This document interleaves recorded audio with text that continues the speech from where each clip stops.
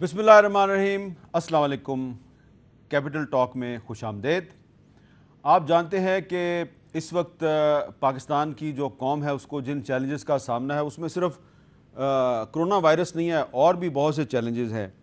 और अब जो बजट है वो करीब आ रहा है, तो बजट जो है ये कैसे पेश होगा। बजट का इजलास जो है वो वाकई पार्लियामेंट का एक बाकायदा इजलास होगा।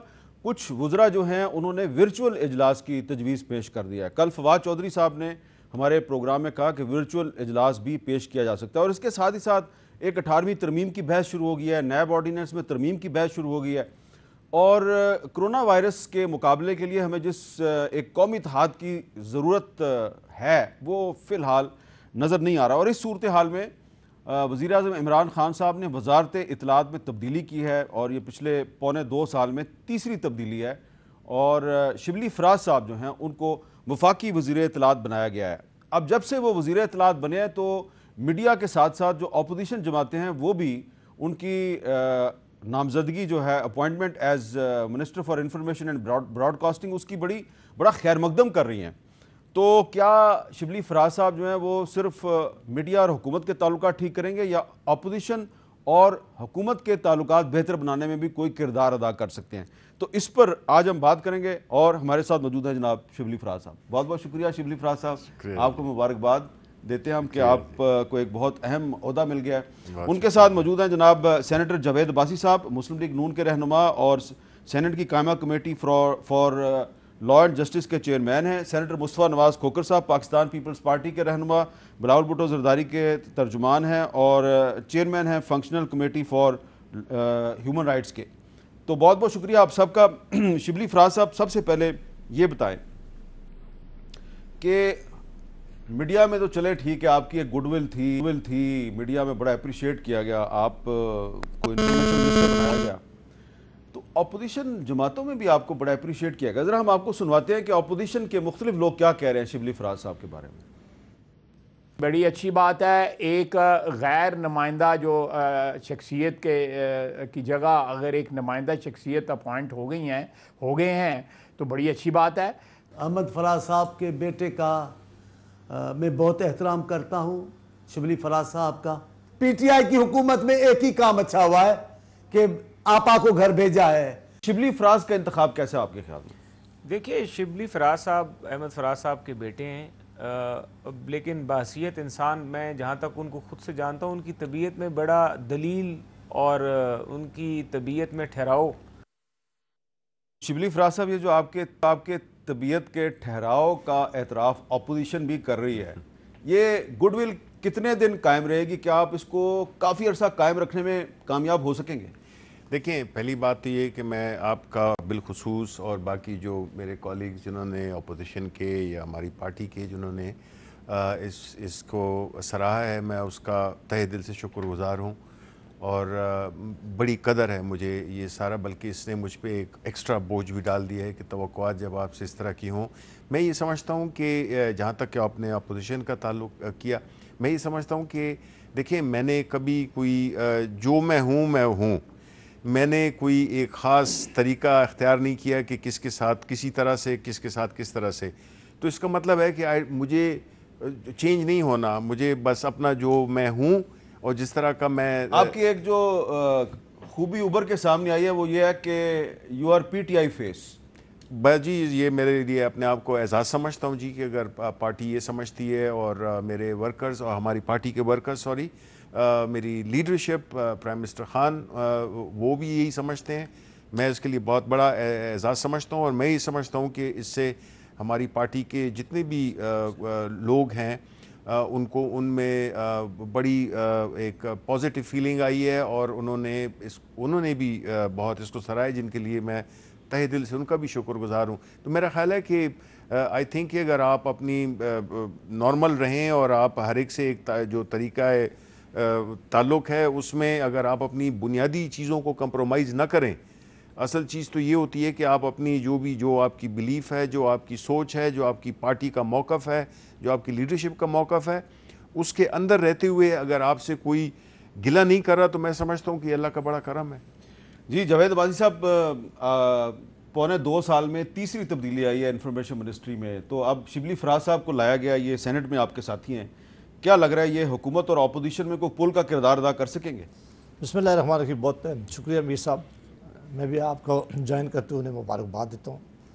बिल्कुल ये मैं कहता हूँ कि चांडियो साहब ने बड़ा अच्छा कहा कि अगर पीटीआई ने कुछ सबसे अच्छा काम किया है तो यही किया जो शिबली साहब को भी लाए हैं और बाकी लोगों से भी हमारी जान छुड़ाई है।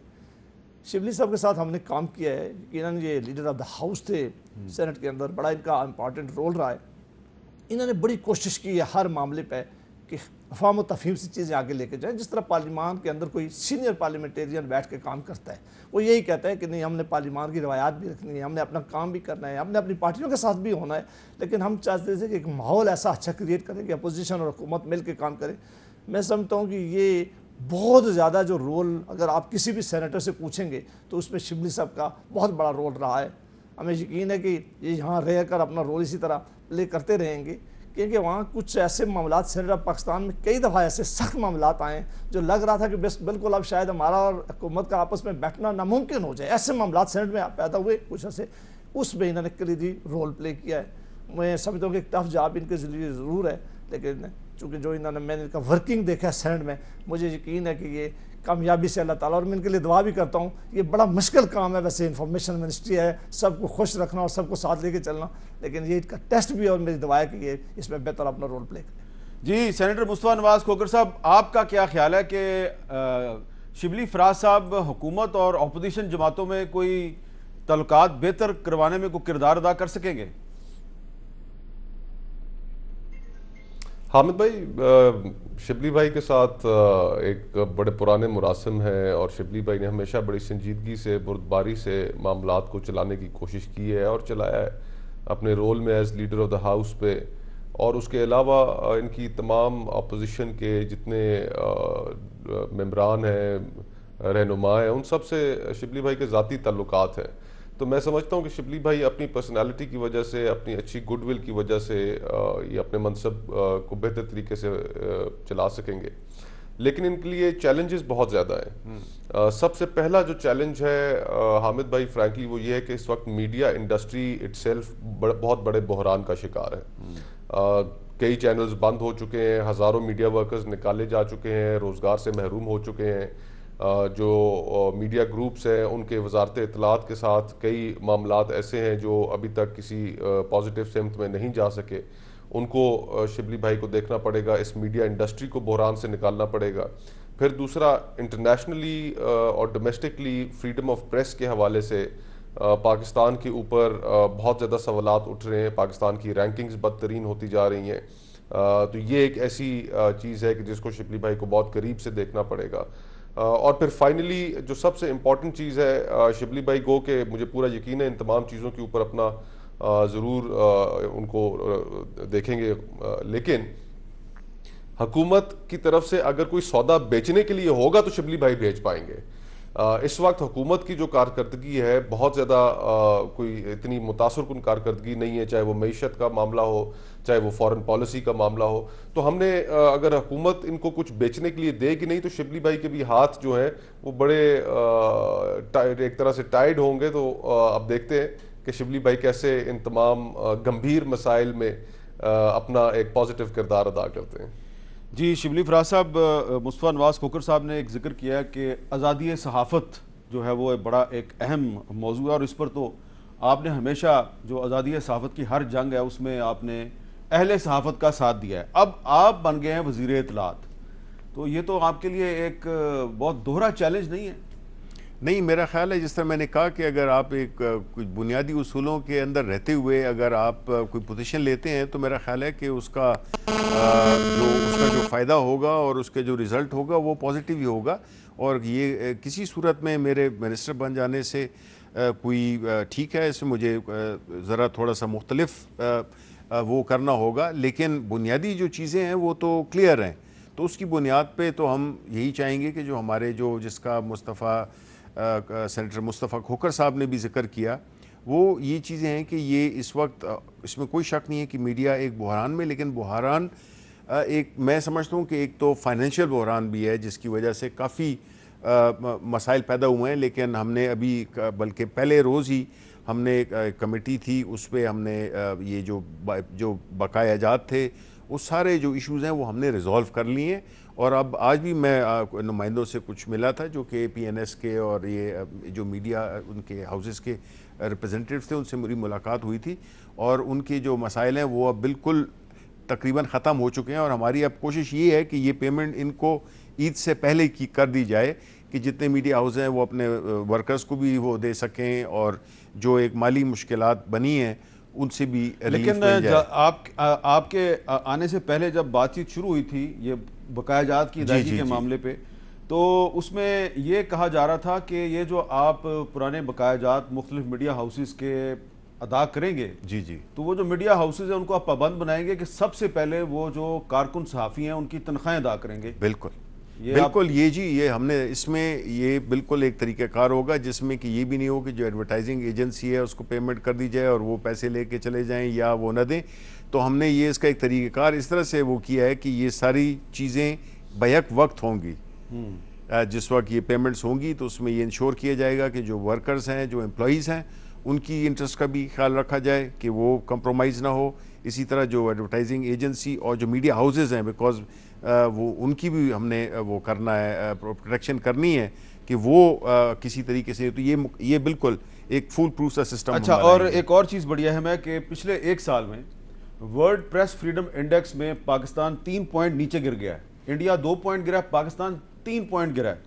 تو شبلی فراز صاحب، آپ کے لیے یہ ایک بہت بڑا چیلنج ہوگا کہ اب اگلے 2 سال میں آپ نہ صرف یہ کہ یہ جو -3 پوائنٹ آپ گئے ہیں اس کو نہ صرف آپ کور کریں بلکہ پلس میں جائیں آپ. انشاءاللہ جی ہم +5 میں جائیں گے. تو اس کے لیے ضروری ہے کہ جو صحافت پر دباؤ ہے، ادھر ادھر سے پریشر آتا ہے، اس کے سامنے آپ کو کھڑے ہونا پڑے گا. نہیں جی، انشاءاللہ دیکھیں بالکل جو صحافت ہے اور جو لکھنے والے لوگ ہیں ان کے ساتھ بالکل ہماری یکجہتی بھی ہوگی. ہماری پارٹی کی بھی پالیسی رہی ہے اور ہم سمجھتے ہیں کہ اس سے ہمیں کوئی فائدہ نہیں ہوتا، نقصان زیادہ ہوتا ہے.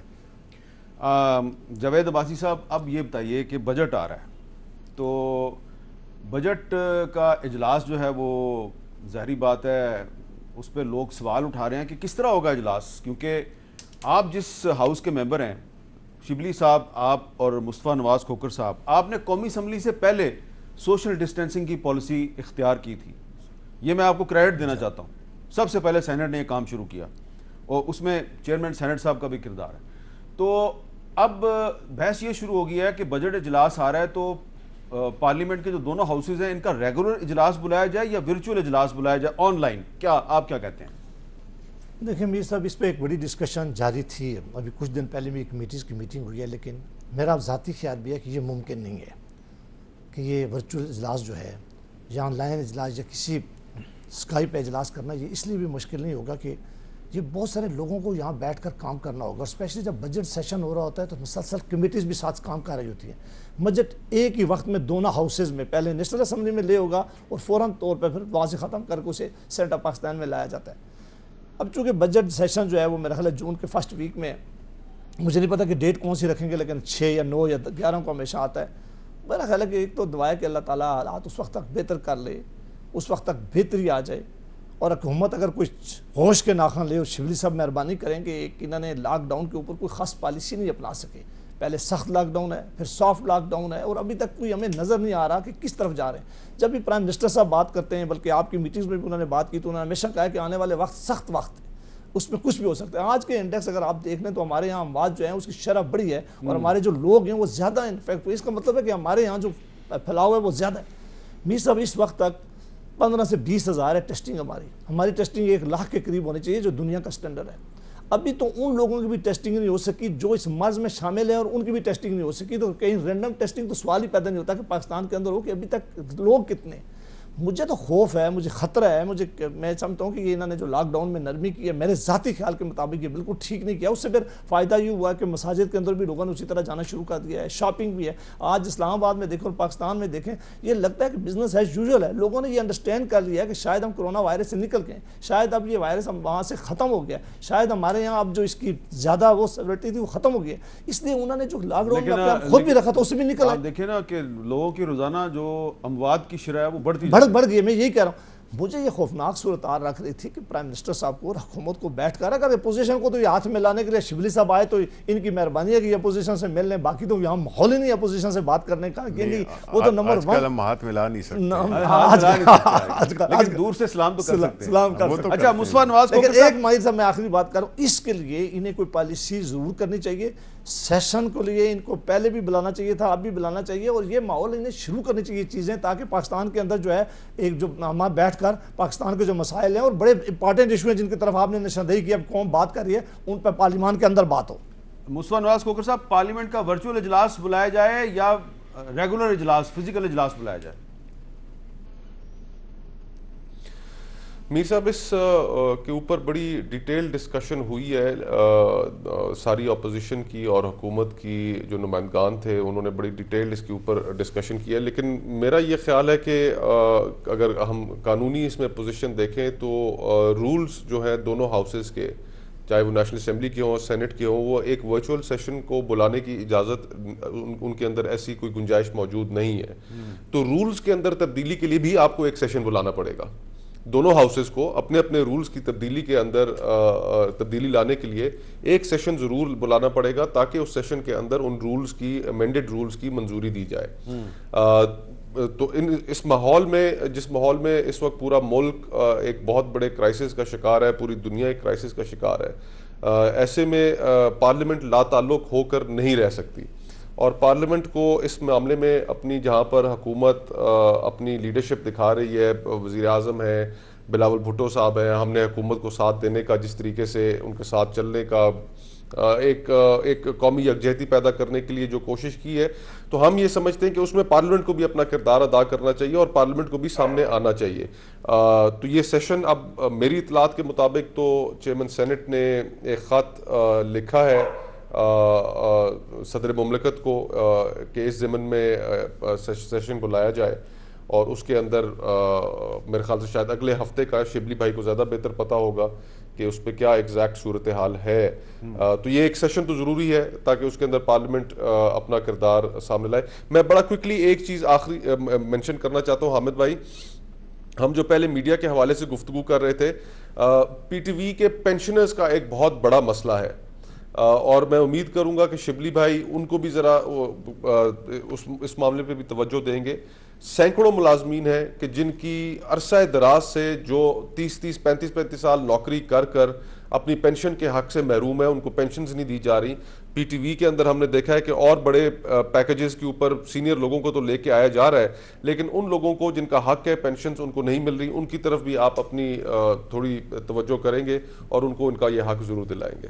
جی ورچوئل اجلاس ہوگا جی سینٹ کا آنے والے دنوں میں, آپ کی کیا انفارمیشن ہے؟ دیکھیں اس پہ جس طرح ابھی ذکر ہوا, بہت بحث ہوئی, ہر پارٹی نے اپنا اپنا نقطہ نظر پیش کیا, اور ہم اس نتیجے پہنچے کہ حکومت تو چاہتی ہے کہ وہ ہو, سیشن ہو, لیکن ساتھ ساتھ میں دیکھیں اگر آپ نے غور کیا ہو, مسعود عباسی صاحب یا پیپلز پارٹی کا جو سٹینڈ ہے, یا مصطفیٰ کھوکھر صاحب جو بات کر رہے تھے, یہ کنٹریڈکٹری باتیں ہیں.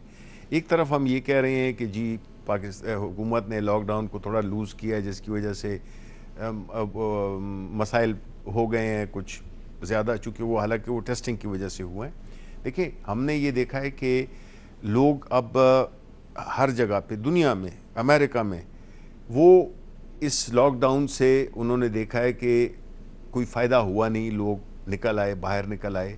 ہمارے یہاں تو ظاہر ہے کہ کچھ آگہی کی کمی ہے, لیکن جنرلی جو ہے تو ہم یہ سمجھتے ہیں کہ سینٹ کا اور نیشنل اسمبلی کا اجلاس ضرور ہونا چاہیے, حکومت چاہتی ہے. لیکن پھر ساتھ ہی میں یہ بھی ہے کہ آپ نے دیکھا ہو کہ جو اس کی جو بلڈنگ ہے وہ اس میں کوئی سرکولیشن نہیں ہے, اس میں اے سی چلانے پڑتے ہیں. یہ جو میڈیکل کی جو ایس او پیز ہیں, اگر اس پہ حکومت کام کر رہی ہے اور وہ اسپیشلسٹ سے سب کچھ اوپینین بھی لے لی ہے, وہ کلیئرنس دیں, ایک ایس او پیز بن جائیں کہ کس نے آ کے کس طریقے سے آنا ہے, اندر داخل ہونا ہے, کن لوگوں نے آنا ہے, کس تعداد میں آنا ہے. ہم 100% اس کی بات نہیں کر رہے, اس پہ تو ایگریمنٹ ہے کہ فیزز میں ہو, کہ کم, جو کہ ایون کورم کی حد تک ہم گئے کہ جو نیشنل اسمبلی میں میرا خیال ہے 126 کا ہے, اور جو سینٹ میں ہے وہ 27 لوگوں کا ہے. تو ہم منیمم اسٹرینتھ پہ بھی ہم کام کر سکتے ہیں.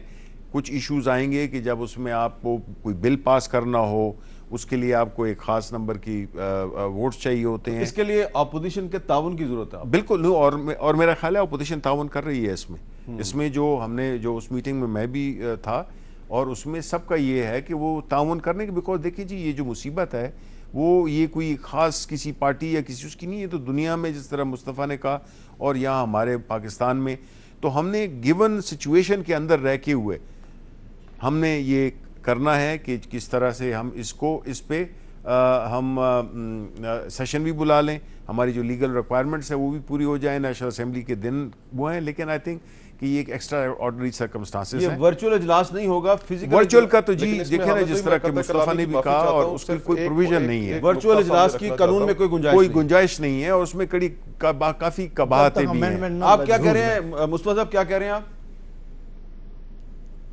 میں صرف ایک نقطہ رکھنا چاہ رہا تھا اس بحث میں حامد بھائی ساروں کی کنسیڈریشن کے لیے، کہ اپوزیشن کی کچھ ریزرویشنز بھی ہیں ورچوئل اجلاس کے حوالے سے. ہم ضرور حکومت کے ساتھ غیر معمولی حالات میں تعاون کرنا چاہتے ہیں. شبلی فراز صاحب نے بحث ہی ختم کر دی. وہ کہہ رہے ہیں اس کی کوئی گنجائش ہی نہیں ہے قانون میں، ورچوئل اجلاس کی گنجائش ہی نہیں ہے. بات ختم ہو گنجائش نہیں ہے، رولز کے اندر تبدیلی کرنی پڑے گی. لیکن اگر حکومت اس طرف بڑھتی ہے آگے تو پھر ہماری ایک ریزرویشن یہ ہوگی کہ حکومت جہاں پر ویسے ہاؤس کے اندر نہیں بولنے دیتی، وہاں پر جو ہاؤس کا جو اپوزیشن ارکان کو وقت کم ملتا ہے تو ادھر تو صرف ایک بٹن ہی دبانا ہے اور اپوزیشن کی بات ہی ختم. تو یہ ریزرویشن ہماری ضرور موجود ہے، لیکن وہ پارلیمانی. تو پھر دیکھیں نا، آپ نے پھر جس میں آپ کم از کم مصطفیٰ صاحب کو آپ سیٹسفائی کر دیتے ہیں نا، دوبارہ بول دیں کہ بھائی ورچوئل اجلاس نہیں ہو رہا. دیکھیں مصطفیٰ، یہ تو اس میں کوئی شک نہیں ہے کہ آپ کو بھی پتا ہے کہ قانون میں اس کی کوئی گنجائش نہیں ہے. اور یو رائٹ کہ اگر ہم نے اس میں رولز میں بھی امینڈمنٹ کرنی ہے تو اس کے لیے بھی ہمیں اجلاس بلانا پڑے گا ایک دفعہ. تو یہ ساری چیزوں کو دیکھ رہے ہیں، بیکاز یہ کوئی آسان مسئلہ نہیں ہے. اگر آپ ایک چیز کو کور کرتے ہیں دوسری آؤٹ ہو جاتی ہے. تو اس لیے یہ میں کہوں گا اس پہ سب ایک پیش میں ہیں. ہم بھی چاہتے ہیں کہ پارلیمنٹ کا اجلاس ہو اور اپوزیشن تو چاہتی ہے، تو اس لیے ہم اس کے لیے کنسنسس کے ساتھ فیصلہ ہونا چاہیے. بالکل چلے کنسنسس کی بات ہو رہی ہے، لیکن ایک امینڈمنٹ جو کہ 2/3 میجورٹی کے ساتھ ہوئی تھی 18ویں ترمیم، اس پر ایک بحث شروع ہوگی اور سمجھ نہیں آ رہی کہ یہ بحث کیوں شروع کی گئی ہے، جبکہ حکومت کے سینئر وزراء بھی کہہ رہے ہیں کہ فی الحال حکومت کا ایسا کوئی ارادہ نہیں ہے، اپوزیشن بھی کہہ رہی ہے کہ نہیں ہم اس پہ تیار نہیں ہیں. پھر بھی بحث ہوئے جا رہی ہے. اور چودھری شجاعت حسین صاحب جو حکومت کی اتحادی جماعت مسلم لیگ قائد اعظم کے سربراہ ہیں، انہوں نے کہہ دیا ہے کہ میں 18ویں ترمیم کے لیے سیاسی جماعتوں سے میں بات کروں گا. تو یہ 18ویں ترمیم اس وقت اتنی کچھ لوگوں کے سر پہ سوار کیوں ہو گئی ہے، اس پہ بات کریں گے وقفے کے بعد.